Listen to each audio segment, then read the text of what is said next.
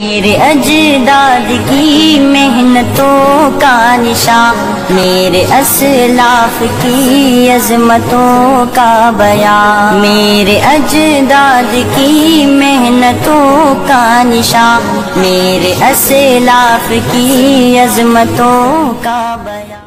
والعاقبۃ للمتقین والصلاة والسلام على سید المرسلین وعلى آلہ وصحبہ وآل بیتہ اجمعین، اما بعد۔ اعوذ باللہ السمیع العلیم من الشیطان الرجیم من ہمزہ ونفخہ ونفثہ۔ بسم اللہ الرحمن الرحیم۔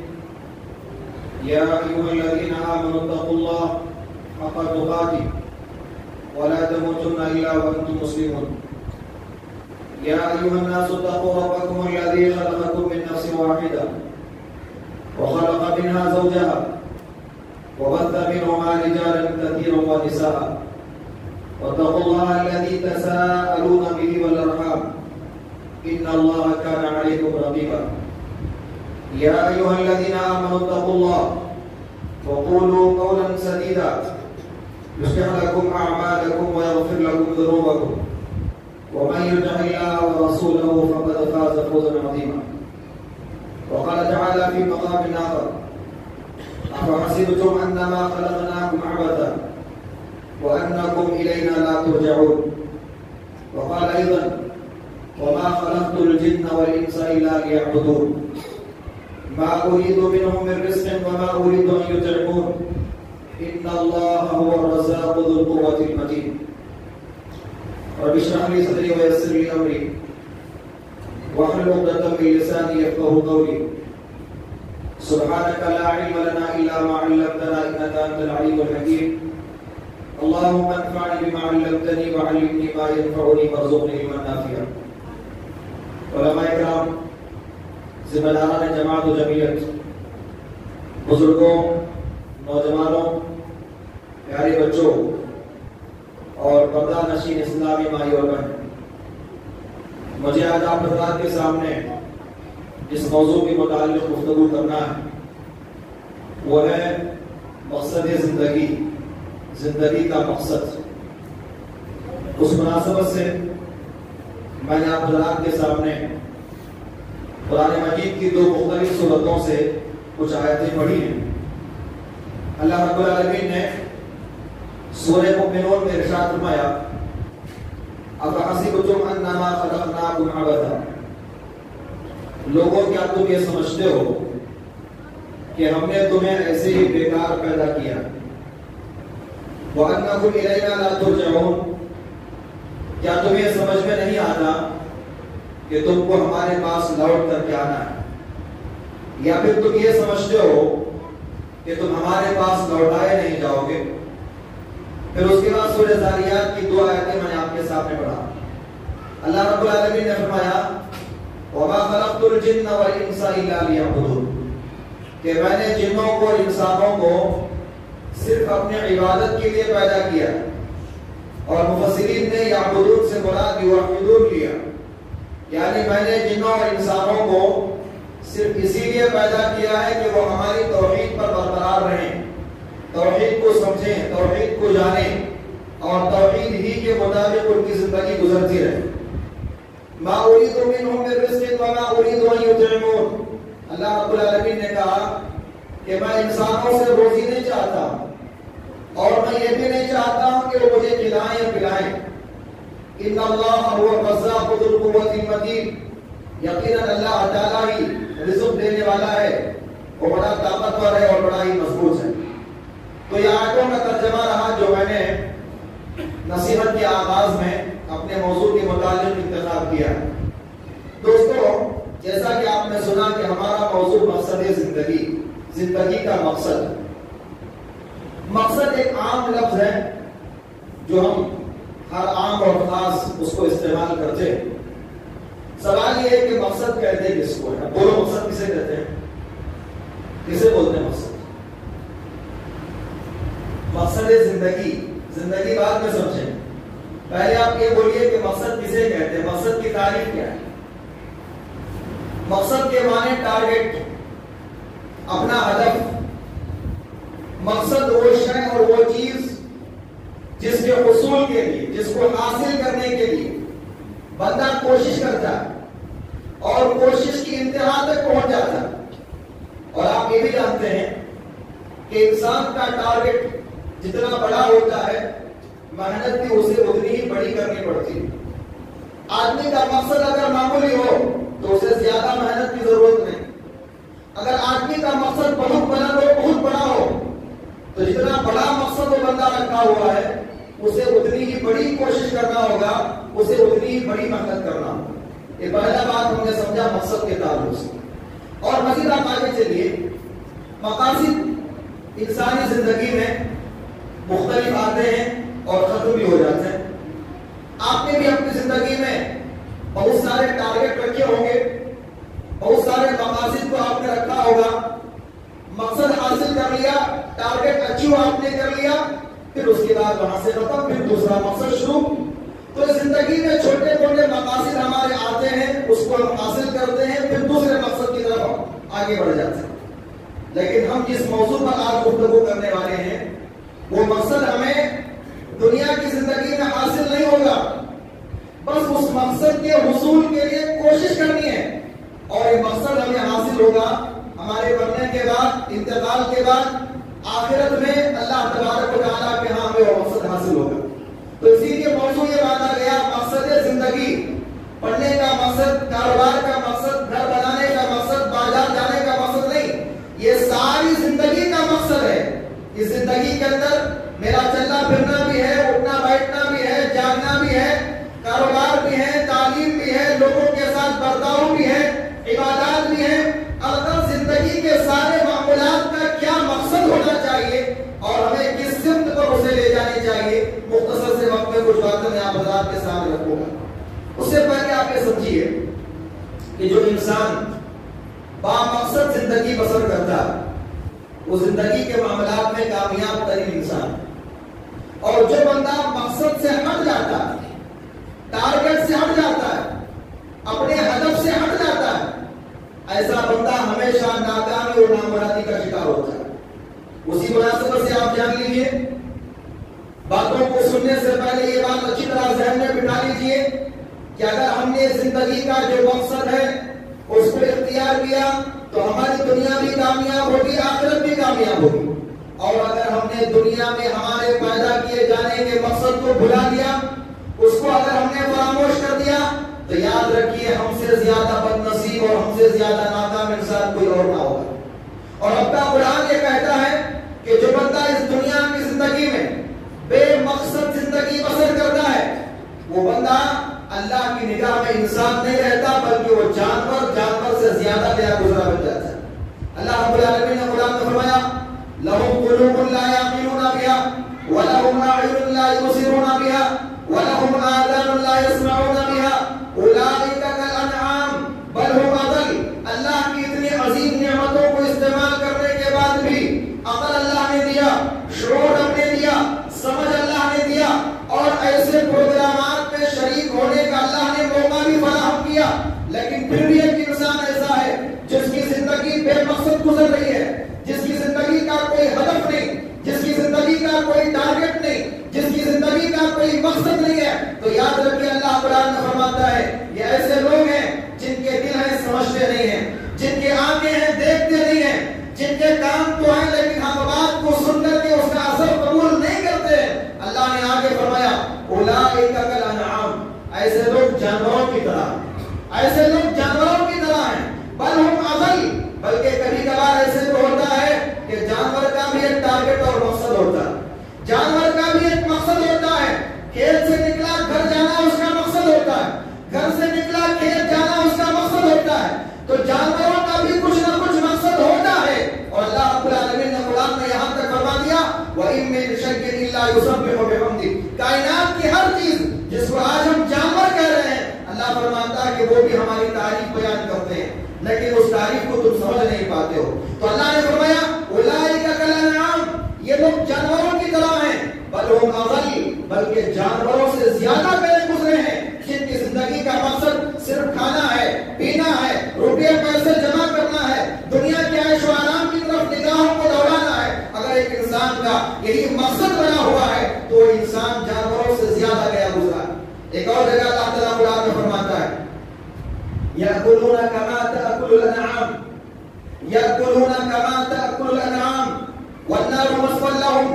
جو آدمی اپنی مقصد زندگی کو فراموش کر دیا، آخرت کی طرف اس کی توجہ نہیں رہی، آخرت کی زندگی کو کامیاب بنانے کی وہ بندہ فکر نہیں کیا، بس جو آتا ہے کھاتا پیتا یہی اس کا مقصد ہے۔ اللہ نے قرآن میں فرمایا یأکلون کما تأکل الانعام، یہ لوگ ایسے ہی کھاتے پیتے مست ہیں جیسا کہ جانور کھاتے پیتے مست ہیں۔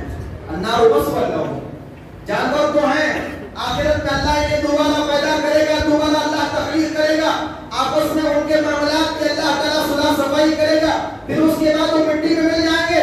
لیکن میرا اور آپ کا کیا، جو ہماری اس دنیا کی زندگی میں، جو زندگی مجھے اور آپ کو آخرت بنانے کے لیے دی گئی، اگر ہم بس دنیا کے اندر ہی، دنیا کے حد تک ہی ہم محصور ہو گئے، منہمک ہو گئے، تو یاد رکھیں اللہ قرآن میں فرماتا ہے النار مثوی لہم، ان کا ٹھکانہ جہنم ہوگا۔ کہیں اللہ رب العالمین نے فرمایا ذرہم یأکلوا ویتمتعوا ویلہہم الامل فسوف یعلمون۔ نبی اگر کوئی انسان بے مقصد زندگی بسر کر رہا ہے تو اسے اس کے حال پر آپ چھوڑ دیجئے، یأکلوا ویتمتعوا، وہ جو چاہتے ہیں کھائیں، جیسا چاہتے ہیں آرام کریں، جیسا چاہتے ہیں وہ فائدہ اٹھائیں، ویلہہم الامل، جیسا کہ آج ہمارا بھی معاملہ ہے کہ بس 2-4 وقت کی نمازیں ہم پڑھ لیے، کبھی دل میں آیا دیندار بن گئے، دل میں آیا تو دینداری کو ہم نے چھوڑ دیا اور سمجھ لیے کہ اللہ ہمیں معاف کر دے گا۔ اللہ نے وہی کہا وَيُلْهِهِمُ الْعَمَلِ، یہ بڑی بڑی امیدیں ہم سے کام کر رہے ہیں، فَسَوْفَ يَعْلَمُونَ، ان قریب جب وہ ہمارے پاس پیش کیے جائیں گے انہیں معلوم ہوگا کہ ان کی زندگی کیسے بے مقصد زندگی تھی اور آج ان کا ٹھکانہ کیا ہوگا، وہ ہمارے پاس جب آئیں گے تو انہیں پتہ چل جائے گا۔ تو دوستو یہ کچھ تمیزی باتیں تھی اس معاملے میں کہ مقصد کیا ہے، انسانی زندگی میں مقصد کا کیا مقام ہے، اور اگر کوئی بندہ اللہ تبارک و تعالیٰ کے ہماری تخلیق کے اس مقصد کو بھلا دیتا ہے تو اس کا انجام کیا ہے، رب کی نگاہ میں وہ بندہ کیسا ہے، کیسا ذلیل وہ بندہ اور رسوا ہو جاتا ہے۔ اللہ تعالیٰ کی بارگاہ میں کچھ باتیں میں نے ذکر کیا۔ اب آئیے ہم چلتے ہیں کہ مقاصد کیا ہے۔ حقیقت میں عنوان جو باندھا گیا زندگی کا مقصد، دوستو زندگی کا ایک مقصد نہیں، زندگی کے کئی مقاصد ہیں جس کا تذکرہ اللہ تعالیٰ نے قرآن میں کیا ہے، اور بلکہ آپ یہ دیکھتے جائیے ایک مقصد اس کے ساتھ پھر دوسرا مقصد جڑ گیا، دوسرا مقصد اس کے ساتھ پھر تیسرا مقصد جڑ گیا۔ کچھ مقاصد کا میں آپ حضرات کے سامنے تذکرہ کروں گا، اس لیے کہ آپ جانتے ہیں اگر آپ کا مقصد ہے، آپ یہاں سے کہیں بازار جانا چاہتے ہیں، کسی اور گاؤں کو جانا چاہتے ہیں، تو اس مقصد کو حاصل کرنے کے لیے بہت سارے مقاصد سے آپ گزرنا ہے۔ پہلے اپنے گھر سے نکلنا ہوگا، پھر اس کے بعد بس اسٹینڈ پہنچنا ہوگا، سواری کا وہاں انتظار کرنا ہوگا، سواری کا انتخاب کرنا ہوگا، پھر اپنی منزل پر آپ پہنچیں گے۔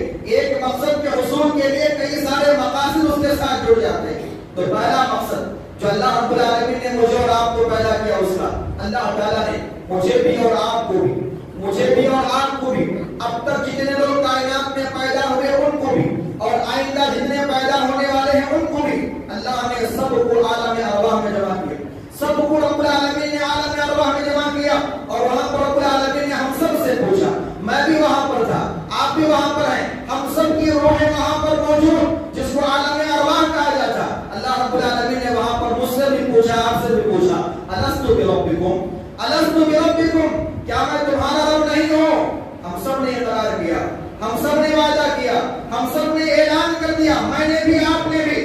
دنیا میں جو اللہ کو مانتا ہے اس نے بھی اقرار کیا، اور دنیا میں جو اللہ کا منکر ہے اس نے بھی وہاں پر اقرار کیا۔ بلا شہیدنا، اللہ کیوں نہیں، تو ہی ہمارا خالق ہے، تو ہی ہمارا مالک ہے، تو ہی ہمارا رب ہے، ہم تجھے رب تسلیم کرتے ہیں، رب ہم تجھے مانتے ہیں۔ اللہ رب العالمین نے کہا ان تقولوا یوم القیامۃ انا کنا عن ھذا غافلین، یہ مقصد ہے تخلیق کا، تخلیق کا یہ مقصد ہے کہ زندگی میں جس ماحول میں بھی جہاں پر بھی تم رہو، مجھے رب مان کر کے چلو، مجھے رب جان کر کے چلو، مجھے رب تسلیم کر کے چلو، تبھی جا کر کے تمہیں کامیابی ملے گی۔ اس لیے کہ تمہیں دنیا میں بھیج رہا ہوں، یہ بات یاد دلا کر میں تمہیں بھیج رہا ہوں۔ پھر رب العالمین نے کیا کہا ان تقولوا یوم القیامۃ انا کنا عن ھذا غافلین، دنیا میں جاؤ گے تو غافل ہو جاؤ گے، مدمست ہو جاؤ گے، وہاں بہت ساری تمہارے لیے مصروفیتیں اور بہت سارے کام تمہارے لیے وہاں پر رہیں گے۔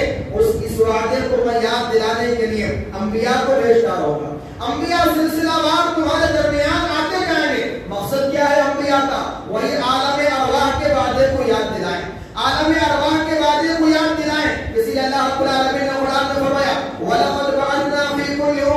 الرسول ان اعبدوا اللہ واجتنبوا الطاغوت. اللہ رب العالمین نے کہا ہم نے ہر امت میں ایک رسول کو بھیجا, ہم نے ہر امت میں ایک رسول کو بھیجا.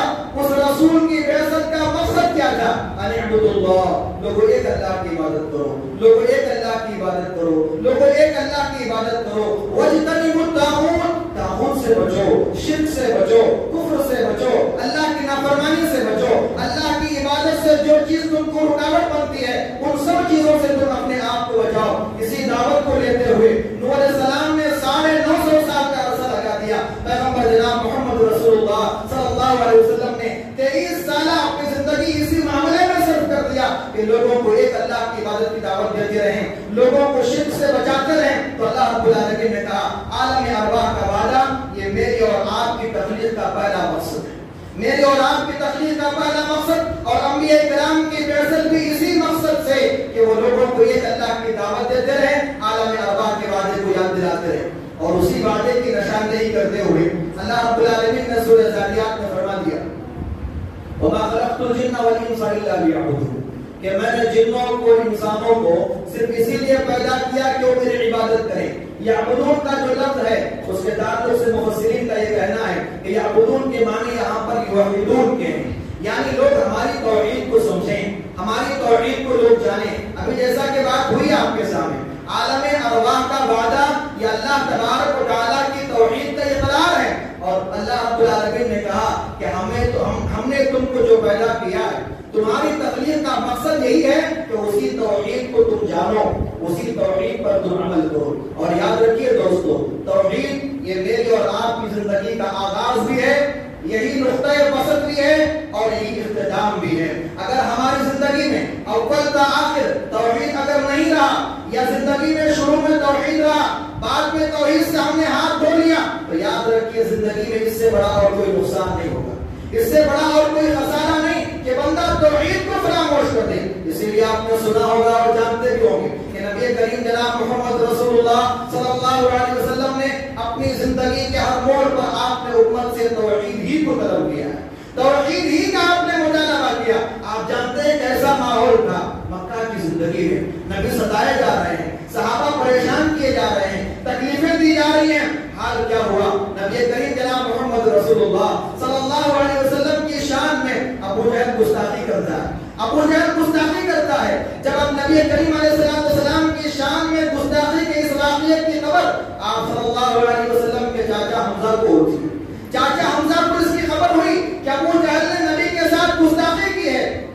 چاچا حمزہ سیدھے ابو جہل کے پاس گئے اور نبی کریم علیہ السلام اپنے بھتیجے کے ساتھ گستاخی کا بدلہ ابو جہل سے لیے, مارا اس کو, اور نبی کی خدمت میں آئے اور کہا کہ بھتیجے خوش ہو جاؤ, میں نے تمہارا بدلہ لے لیا ہے, ابو جہل سے ابھی میں بدلہ لے کر آ رہا ہوں, اس کو مار پیٹ کر کے میں آ رہا ہوں. کیا معاملہ ہے آپ دیکھیے. حمزہ کے نبی کریم علیہ السلام کے ساتھ تین رشتے, ایک رشتہ چاچا بھتیجے کا, دوسرا رشتہ رضائی بھائی کا, اور تیسرا رشتہ بچپن کے دوست, بچپن کے دونوں ساتھی.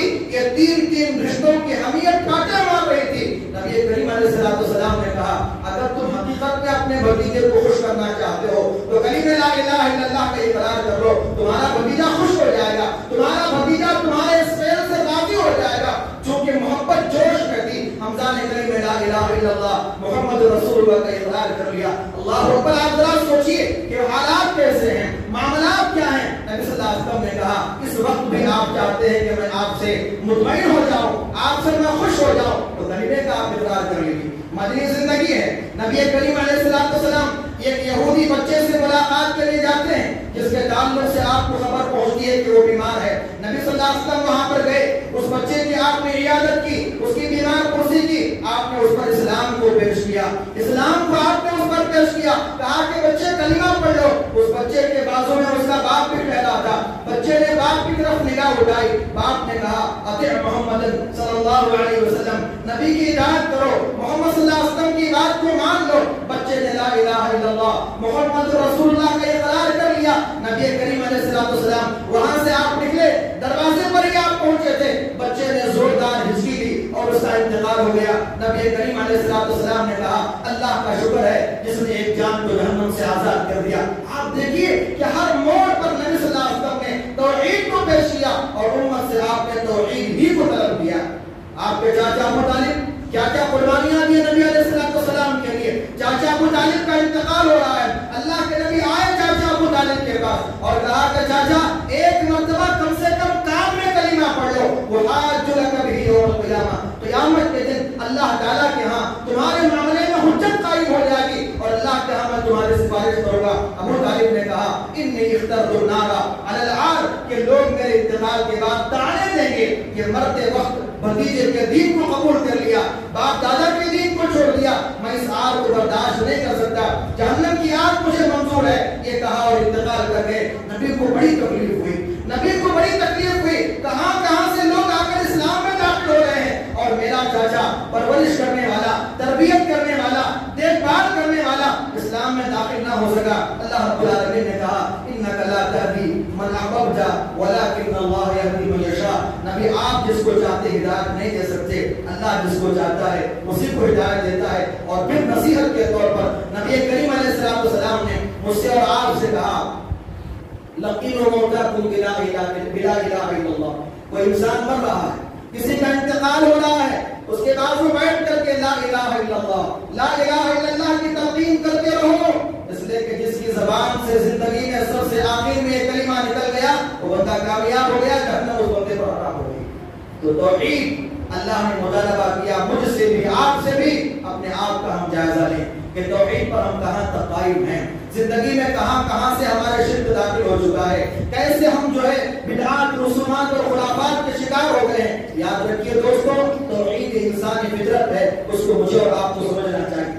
اسی طریقے سے آپ اور آگے بڑھی. اگر لیا علوم کا معنی اس کے لفظی معنی میں لے لیا جائے کہ میں نے جنوں اور انسانوں کو اس لیے پیدا کیا تاکہ وہ ہماری عبادت کریں, اور عبادت لازمی نتیجہ ہے عقیدے کا. جس کا عقیدہ جتنا زیادہ مضبوط وہ عبادات کو اتنا زیادہ مستحکم, اور جس کا عقیدہ جتنا زیادہ کھوکھلا وہ عبادات کو اتنا ہی زیادہ آنچور ثابت ہوتا ہے. اسی لیے کہا گیا کہ عبادات جو ہیں یہ ہمارے ایمان کے لیے تقویت بخشنے کی چیزیں ہیں. اس لیے کہ ایمان ایک عقیدے کا نام ہے اور وہ عقیدہ مضبوط ہوتا ہے ہمارے اعمال سے, اور ہمارے اعمال میں سب سے زیادہ وزنی چیز جو ہمارے عقیدے کی مضبوطی کا ذریعہ اور سبب بنتی ہے وہ ہماری عبادتیں ہیں. صبح شام کے ہمارے اذکار ہیں, اللہ تبارک و تعالیٰ کی یاد ہے, اللہ تعالیٰ کا ذکر ہے. دوستو اپنا آپ جائزہ لیں. ابھی مقصد کے تعلق سے ہماری بات ہوئی کہ ہماری زندگی کا جو مقصد ہے 1 سال 2 سال کا مقصد نہیں کہ 4 سالہ کورس ہے انجینئرنگ کا, بچے کا مقصد ہے انجینئر بننا, 4 سال پڑھ لیا انجینئر بن گیا ختم, پھر اس کے بعد وہ زندگی بھر انجینئر رہے گا. ایسا معاملہ یہ زندگی کے مقصد کا نہیں. زندگی کا یہ ہمارا مقصد میرا اور آپ کا شعور کے دن سے شروع ہوتا ہے. جس دن ہم صاحب شعور ہو گئے, جس دن میری اور آپ کی عمر بلوغت کو پہنچ گئی, اس دن سے ہمارا یہ مقصد شروع ہوتا ہے اور یہ مقصد ختم ہوتا ہے ہمارے انتقال پر, اور انتقال کے بعد ہمیں اپنا مقصد حاصل ہوتا ہے. اپنے مقصد کو ہم پہنچتے ہیں ہمارے انتقال کے بعد. تو لہذا دوستو یہ ہماری زندگی کے اندر قد و کاوشیں مرتے دم تک ہونی چاہیے, اختتام تک ہونی چاہیے. اس لیے اللہ تبارک و تعالیٰ سے خاتمہ بالخیر کے لیے ہم دعائیں کرتے رہیں. ابھی مغرب سے پہلے میں پہنچا ایسے ہی ڈاکٹر صاحب دیکھ رہا تھا, ہمارے ساتھی نے ایک پوسٹ فارورڈ کیا تھا, ایک پوسٹ بھیجا تھا جس کا مفہوم میں آپ کے سامنے ذکر کرتا ہوں. ایک بزرگ کی اس میں تصویر تھی, ایک بزرگ کی تصویر ہے. بتایا جا رہا ہے کہ فلاں صاحب نے 40 سال سے صبح کی نماز کو مسجد میں ادا نہیں کیا ہے.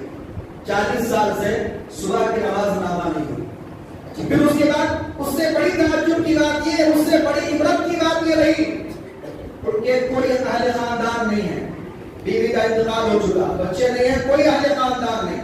صاحب اکیلے اپنے گھر میں زندگی بسر کرتے ہیں. انہوں نے مسجد کے عملات کو ایک چٹھی لکھ کر دی ہے.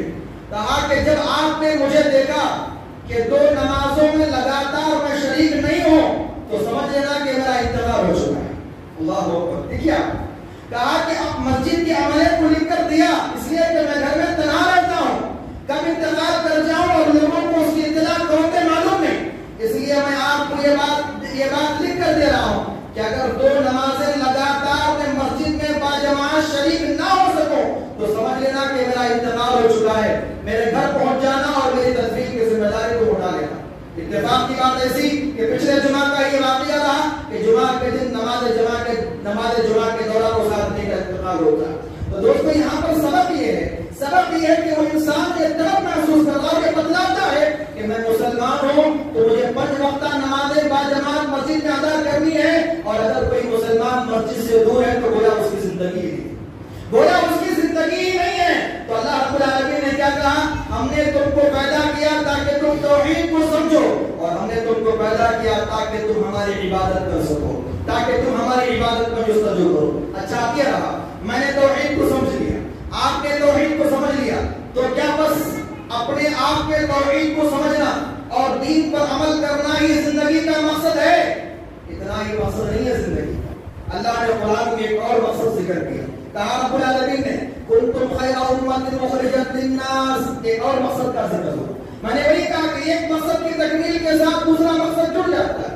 جب آپ نے توحید کو سمجھ لیا، عبادات میں آپ مستحکم ہو گئے، تو آپ کا مقصد پورا نہیں ہوا. اب ایک دوسرا مقصد آپ کے اس مقصد کے ساتھ جڑ جاتا ہے. وہ مقصد کیا ہے؟ اللہ رب العالمین نے کہا کنتم خیر امۃ اخرجت للناس تأمرون بالمعروف وتنهون عن المنکر. ابھی جیسا کہ آغاز میں پروگرام کے آغاز میں شیخ نے آپ کے سامنے ذکر کیا کہ اس پروگرام کا مقصد کیا ہے؟ لوگوں کو بھلائی کی باتیں بتانا ہے، برائی کی باتوں سے لوگوں کو روکنا ہے. تو اللہ نے کہا کہ یہ میری اور آپ کی زندگی کا مقصد ہونا چاہیے. تم خیر امت، تم بہترین امت. بحیثیت انسان میرا اور آپ کا مقصد اللہ کی توحید کو سمجھنا اور اس کی عبادت کرنا. بحیثیت امت محمدیہ، نبی کریم جناب محمد رسول اللہ صلی اللہ علیہ وسلم کے امتی ہونے کی حیثیت سے میرا اور آپ کا مقصد، میرا اور آپ کی زندگی کا مقصد یہ ہے کہ جو کچھ دین کی باتیں ہم اور آپ سیکھتے اور جانتے ہیں ان باتوں کو اوروں تک پہنچائیں. تأمرون بالمعروف، کیا کہا اللہ نے؟ کنتم خیر امۃ، تم بہترین امت ہو. اخرجت للناس، تمہیں کیوں پیدا کیا گیا؟ تمہیں کیوں برپا کیا گیا؟ لوگوں کے لیے. تمہاری زندگی کا مقصد تمہیں ایمان اور توحید کی دولت سے مالا مال کرنے کا مقصد یہ ہے. تأمرون بالمعروف وتنهون عن المنکر، تم لوگوں کو بھلائی کا حکم دو اور لوگوں کو برائیوں سے روکتے رہو. وتؤمنون باللہ، اللہ تعالیٰ کی ذات پر تمہارا ایمان ہونا چاہیے. تو اب یہاں پر آپ دیکھیے اس مقصد میں ہم کہاں تک فائز ہیں. توحید پر آگے عبادات کی پابندی ہو رہی ہے. اب یہ امر بالمعروف نہی عن المنکر کی پابندی کہاں تک ہو رہی ہے؟ اگر ہماری زندگی میں یہ چیز ہے کہ ہم نے کسی کو برائی کرتے دیکھا، کہا کہ بھائی یہ درست نہیں ہے، آپ کو ایسا نہیں کرنا چاہیے. من رأى منکم منکرا فلیغیرہ بیدہ. اگر آپ امر بالمعروف کا کام کرتے ہیں تو یہ ہماری زندگی کا مقصد ہے. اگر آپ کسی کو برائی سے روکتے ہیں تو یہ زندگی کا مقصد ہے. اور آپ کو معلوم ہونا چاہیے کہ نبی کریم جناب محمد رسول اللہ صلی اللہ علیہ وسلم نے اسی مقصد پر عمل کرتے ہوئے 23 سالہ زندگی کا عرصہ آپ نے بتا دیا. 23 سالہ عرصہ آپ نے بتا دیا. اب اس کے بعد آپ کے اصحاب رضوان اللہ علیہ مجمعین نے بھی زندگی کے ہر موڑ پر اس مقصد کو نگاہوں کے سامنے رکھا. بڑی بڑی رکاوٹیں آئیں لیکن کبھی انہوں نے اس مقصد کو فراموش نہیں کیا. کون سے مقصد کو؟ لوگوں کو اچھی بات بتانا اور بری باتوں سے روکنا. اس مقصد کو کبھی صحابہ نے فراموش نہیں کیا. اس لیے ہم جانتے ہیں جو صحابہ مکہ میں پیدا ہوئے، جو صحابہ مدینہ کو ہجرت کر کے آئے، جو صحابہ مکہ یا مدینہ میں بستے رہتے تھے، ان کی قبریں دنیا کے مختلف مقامات پر ہمیں ملتی ہیں. دنیا کے مختلف مقامات پر ان کی قبریں ہمیں ملتی ہیں. ابو ایوب انصاری رضی اللہ عنہ صحابی رسول اور میزبان رسول نبی کریم جناب محمد رسول اللہ صلی اللہ علیہ وسلم ہجرت کر کے جب آپ مدینہ آئے تو آپ نے پہلے ابو ایوب انصاری کے گھر میں آپ نے قیام کیا. ابو ایوب انصاری رضی اللہ عنہ، ان کی خبر ہمیں کہاں ملتی ہے؟ ان کی خبر ہمیں استنبول میں ملتی ہے، فلسطین کے علاقے میں. آپ ذرا سوچ کر کے دیکھیے کہ مدینہ اور مکہ کی سرزمین کہاں اور اس صحابی کی خبر کہاں پر ان کا انتقال ہوتا ہے. اس مقصد کے لیے گئے تھے، اسی مقصد کے لیے کہ وہ دین کی تعلیم کو عام کریں، لوگوں تک دین پہنچائیں، لوگوں تک دین کو بتلاتے رہیں. ایک اور واقعہ آپ کے سامنے بتاؤں. معاذ بن جبل رضی اللہ عنہ، معاذ بن جبل رضی اللہ عنہ نبی کریم علیہ السلام کے بڑے مخلص صحابی، بڑے چہیتے صحابی. میں بھی کہتا ہوں مجھ کو نبی سے محبت ہے، آپ بھی کہتے ہیں مجھ کو نبی سے محبت ہے، اور ہر ہرا پٹکا پہننے والا بھی کہتا ہے کہ ہمیں نبی سے محبت ہے. نبی کا متبع بھی نبی سے محبت کے دعوے کرتا ہے اور نبی کی سنتوں کی خلاف ورزی کر کے بدعات میں ملوث انسان بھی نبی سے محبت کے دعوے اپنے دعوے میں سچے ہیں، لیکن وہ انسان محبت کی دعوے میں سچا ہے جس کو نبی خود کہہ رہے ہو انی احبک یا معاذ، اے معاذ میں تم سے محبت کرتا ہوں۔ اللہ اکبر۔ اللہ کے نبی نے معاذ بن جبل سے کہا کہ معاذ میں تم سے محبت کرتا ہوں، معاذ میں تم سے محبت کرتا ہوں، اور اسی محبت کے تقاضے میں تم کو نصیحت کرتا ہوں کہ ہر فرض نماز کے بعد تم یہ دعا کہنا ہرگز نہ بھولو، اللہم اعنی علی ذکرک و شکرک و حسن عبادتک، اللہ تیرا ذکر کرنے، تیرا شکر ادا کرنے، تیری بہترین عبادت کرنے کی توفیق مجھے دے، اور اس معاملے میں تو میری مدد فرما۔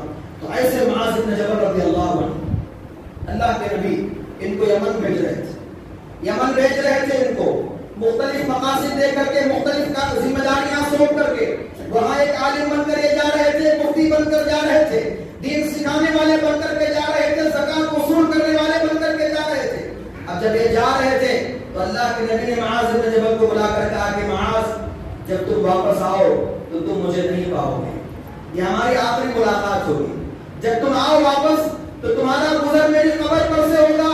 ذرا سوچ کر کے دیکھیے وہ صحابی جو دل اور جان سے نبی سے محبت کر رہے ہیں، اور نبی ان سے محبت کر رہے ہیں، اور آپ محبت کا اعلان بھی کر رہے ہیں، تو ایسی محبت ہوگی۔ لیکن معاذ بن جبل رضی اللہ عنہ نے نبی کی اس بات کو سنا، پیشن گوئی کو سنا، وہ جانتے بھی تھے کہ واپسی پر نبی مجھے زندہ نہیں ملیں گے، آپ کا انتقال ہو چکا ہوگا، لیکن چونکہ مقصد اللہ کے نبی نے دیا تھا کہ آپ کو یمن جانا ہے، وہاں دین کی تبلیغ کرنا ہے، دین کی اشاعت کرنا ہے، وہاں کے لوگوں کو دین کی باتیں بتانا ہے، برائیوں سے روکنا ہے، یہ مقصد تھا۔ اس مقصد کو لے کر کے وہ آگے چلے، اور نبی کریم علیہ السلام کی اس پیشن گوئی کو دل پر پتھر کی طرح برداشت تو کر لیا، لیکن مقصد سے کبھی انہوں نے منہ نہیں موڑا۔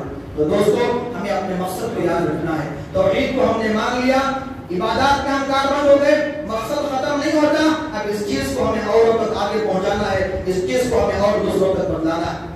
اب یہاں تک کی بات ختم نہیں ہوتی، امر بالمعروف نہی عن المنکر کر لیا تو بات ختم نہیں ہوگی، مقصد پورا نہیں ہو گیا، اس کے ساتھ پھر ایک اور مقصد جڑ جاتا ہے۔ وہ مقصد کیا ہے؟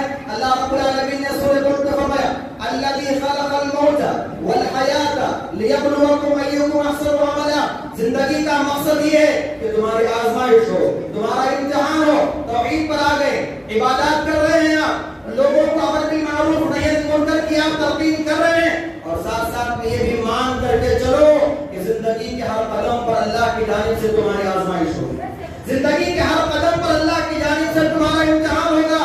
الذی خلق الموت والحیات لیبلوکم ایکم احسن عملا، جس نے موت اور حیات کو پیدا کیا ہے تاکہ وہ جان لے کہ تم میں کون احسن عمل کرتا ہے، تم میں کون اچھا عمل کرتا ہے۔ تو گویا میری اور آپ کی زندگی اور موت اس آزمائش کے لیے ہے کہ ہم اور آپ میں سے کون اچھا عمل کرنے والا ہے۔ ابھی اچھا عمل کیا ہے؟ اچھا عمل وہی جو شریعت کے مطابق ہو، اچھا عمل وہی جو اللہ کی رضامندی کے لیے کیا جائے، اچھا عمل وہی جو شریعت کی نگاہ میں اچھا ہو۔ اچھا وہ نہیں جس کو میں اور آپ اچھا کہیں، اچھا وہ نہیں جس کو دنیا اچھی کہے، اچھا وہ ہے جس کو اسلام اچھا کہتا ہے، صحیح وہ ہے جس کو اسلام صحیح کہتا ہے، صحیح تعلیم وہ ہے جس کو اللہ اور اس کے رسول صحیح کہتے ہو۔ تو لہٰذا دوستو معلوم یہ ہوا کہ ایک اور چیز اس کے ساتھ یہ جڑ جاتی ہے کہ میری اور آپ کی زندگی یہ آزمائشوں سے بھری زندگی ہے، یہ امتحانات سے بھری زندگی ہے۔ میری اور آپ کی زندگی کا مقصد یہی ہونا چاہیے کہ اللہ تعالیٰ میرا امتحان جس شکل میں، جس معاملے میں اللہ تعالیٰ لے، میں اس امتحان میں کامیاب ہوتا چلا جاؤں، اس امتحان میں کامیاب ہوتا چلا جاؤں۔ کیا قربانیاں تھی ابراہیم علیہ السلام کی، کیا قربانیاں تھی ابراہیم علیہ السلام کی، کیسے آزمائشوں سے وہ گزرے تھے۔ اللہ رب العالمین نے قرآن میں فرمایا وَإِذِ ابْتَلَىٰ إِبْرَاهِيمَ رَبُّهُ بِكَلِمَاتٍ فَأَتَمَّهُنَّ، اللہ نے کہا کہ ابراہیم کو ان کے رب نے مختلف چیزوں کے ذریعے سے آزمایا، اور ہر آزمائش میں ابراہیم کامیاب ہوتے چلے گئے، کامیاب ہوتے چلے گئے۔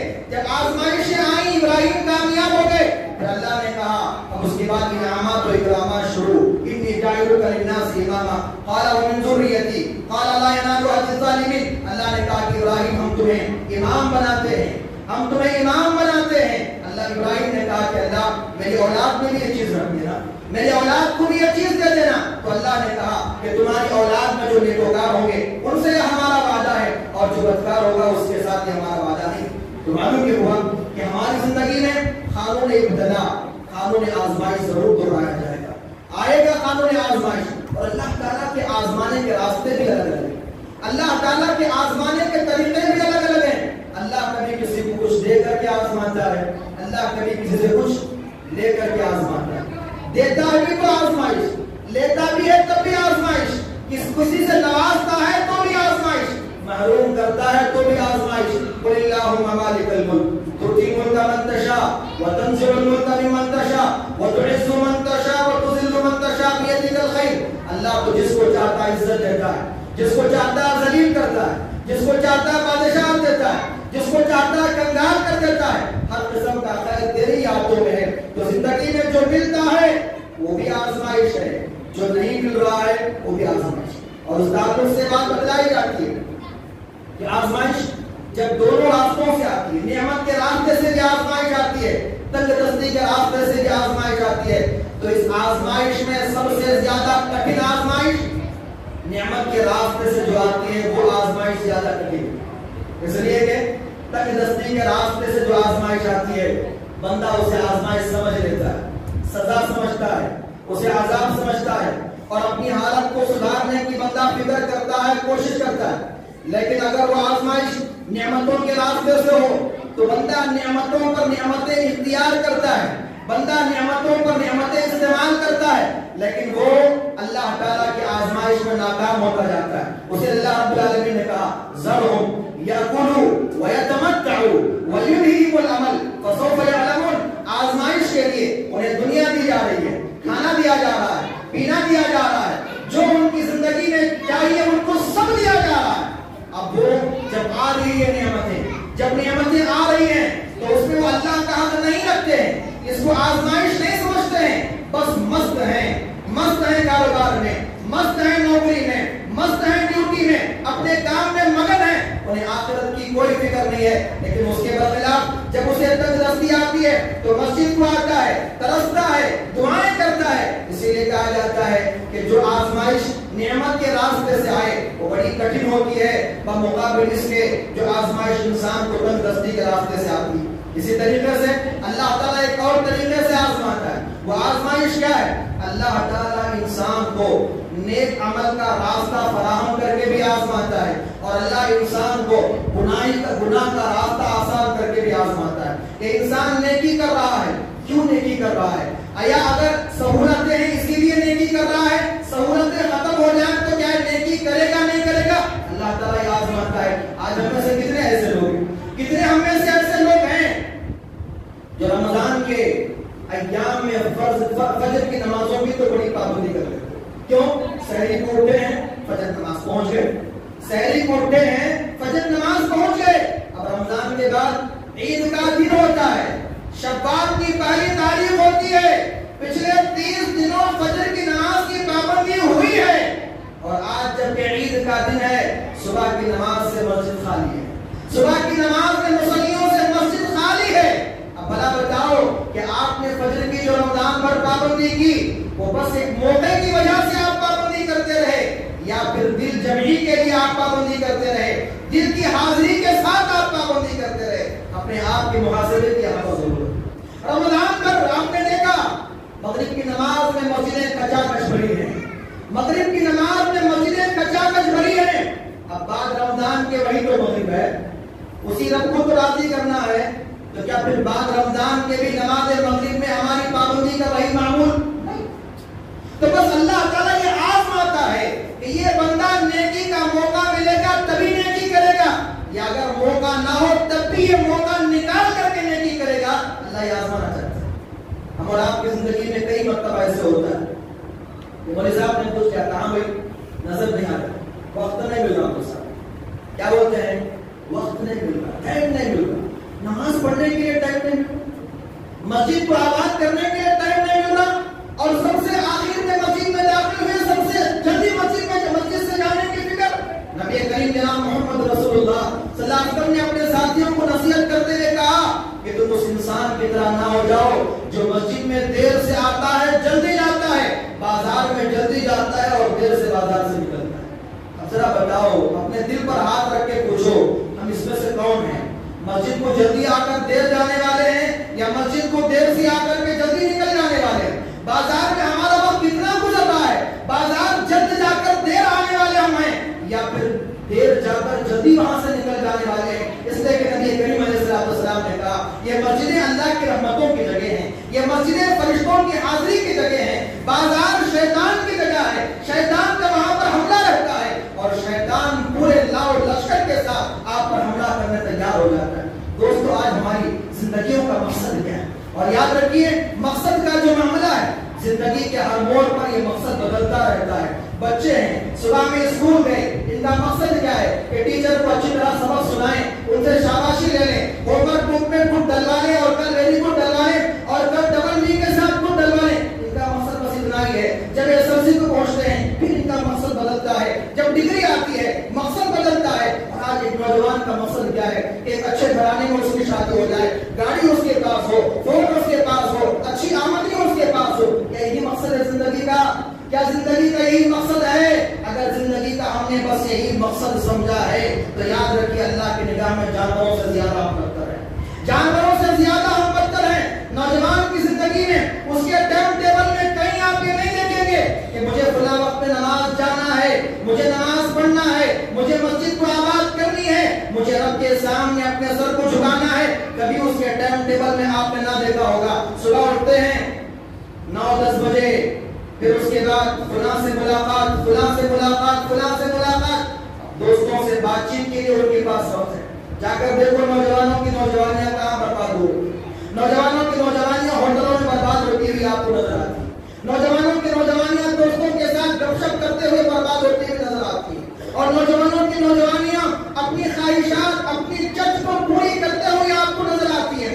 تو آپ بھلا بتاؤ یہ نوجوان قوم جو کہ ہر کسی قوم کی ریڑھ کی ہڈی کی حیثیت رکھتی ہے، اگر یہی قوم اپنے مقصد کو بھول جائے تو پھر اس قوم کو آگے کون لے کر جائے گا؟ اس قوم کی نیا کون پار کروائے گا؟ جبکہ اللہ رب العالمین نے اصحاب الکہف کے تعلق سے فرمایا تھا انہم فدیۃ آمنوا بربہم وزدناہم ہدی.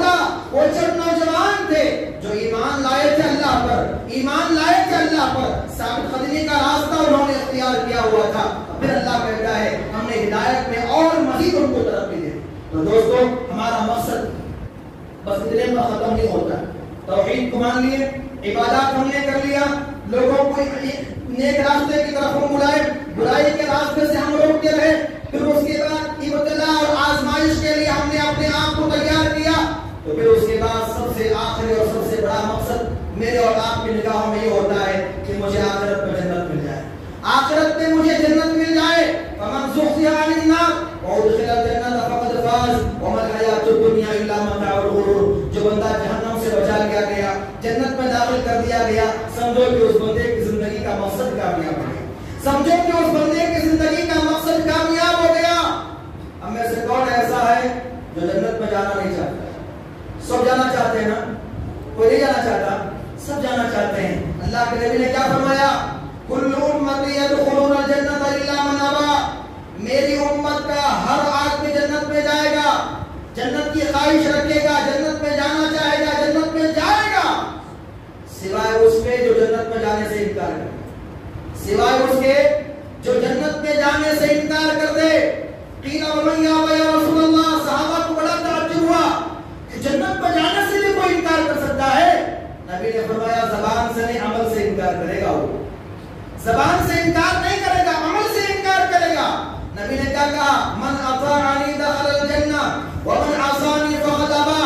جس نے میری اطاعت کیا گویا کہ اس نے جنت میں جانے کی آرزو رکھا، خواہش رکھا، مقصد بھی جنت میں جانا رکھا اور مقصد پر برابر چلتا رہا، وہ جنت میں داخل ہو گیا. ومن عصانی فقد ابى. جس نے میری نافرمانی کی اس نے جنت میں جانے سے انکار کر دیا. بولتا تو رہا کہ جنت میں جانا چاہتا ہوں، جنت مجھے بڑی محبوب ہے، لیکن جنت میں جانے کا جو عمل ہے وہ نہیں. اس کی زندگی میں، اس کی زندگی کو دیکھ کر کبھی ایسے نہیں لگتا تھا کہ وہ جنت کا حریص ہے. اس کی زندگی کو دیکھ کر نہیں لگتا تھا کہ وہ جہنم سے بچنا چاہتا ہے. اپنے آپ کا ہم جائزہ، میں اپنے آپ کو خود ملا کر میں کہتا ہوں صبح سے لے کر رات تک میرے اعمال کا جائزہ لو. صبح سے لے کر رات تک میں کیا کرتا ہوں، میرا کون سا عمل مجھے جنتی بنائے گا اور کون سا عمل مجھے جہنم کی طرف لے کر جائے. اعمال کا محاسبہ ہے. اس لیے کہ نبی کریم جناب محمد رسول اللہ صلی اللہ علیہ وسلم فرماتے ہیں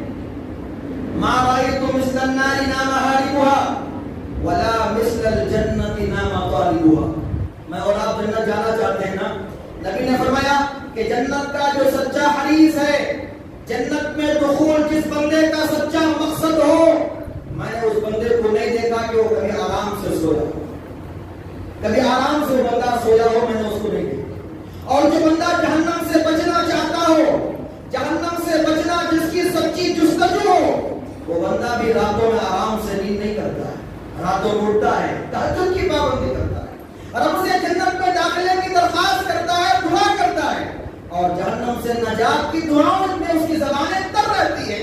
ऐसा बंदा होता है जो अपने मकसद को पहुंचता है, जो अपने टारगेट को पहुंचता है। तो दोस्तों मालूम ये हुआ कि मेरे और आपकी जिंदगी का मकसद अल्लाह की रज़ामंदी होनी चाहिए, जन्नत का हुसूल, रब की रज़ामंदी।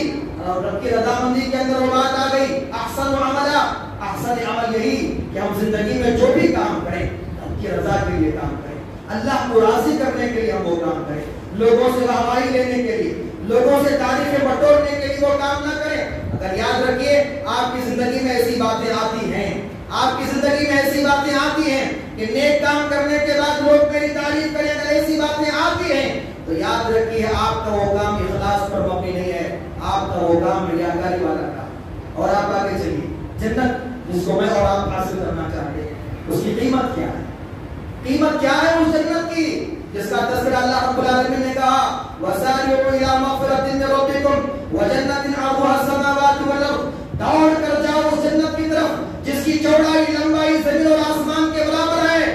ये जन्नत का मामला है। ऐसा आपके गांव में अगर एक साइड खरीदना हो तो कितने की होती, एक अच्छा सा सहूलत वाला घर बनाना हो, जिंदगी लग जाती है घर बनाने के लिए, घर तामीर मुकम्मल नहीं हो पाता है अगर आप लाल तरीके से कमाते हो, सही आपकी रोजी हो। ये अक्सर लोगों का मामला है, इल्ला माशाअल्लाह, अल्लाह ने कभी किसी को दिया है तो बंदा बना लिया, ठीक बात है। लेकिन मेरे मोहतरम दोस्तों, वो जन्नत जिसकी एक जन्नत की चौड़ाई लंबाई जमीन और आसमानों के बराबर, उसकी कीमत क्या होगी? क्या होगी उसकी कीमत? क्या हम उस कीमत को दुनिया की जिंदगी में अदा कर रहे हैं? अदा करेंगे तभी तो जन्नत मिलेगी, अगर कीमत नहीं अदा करेंगे जन्नत कैसे मिलेगी? अल्लाह रब्बुल आलमीन ने क्या कहा, जन्नत की कीमत क्या है? इन्नल्लाह अश्तरा मिनल मुमिनीना अनफुसहुम व अमवालहुम बिअन्ना लहुमुल जन्नह, अल्लाह ने ईमान वालों से उनकी जान और उनके माल को खरीद लिया है जन्नत के बदले। क्या कीमत है जन्नत की? मेरी अपनी जान और मेरा अपना माल, मेरी अपनी जान और मेरा अपना माल, यह कीमत है जन्नत की। अगर मैं अल्लाह की दी हुई इस जान को, जान तो देती हुई उसी की है, हक तो ये है कि हक अदा ना हुआ, अगर इस जिंदगी को अल्लाह की इताअत में मैं गुजार रहा हूँ तो समझो कि मैंने जन्नत की कीमत अदा करने की कोशिश की है।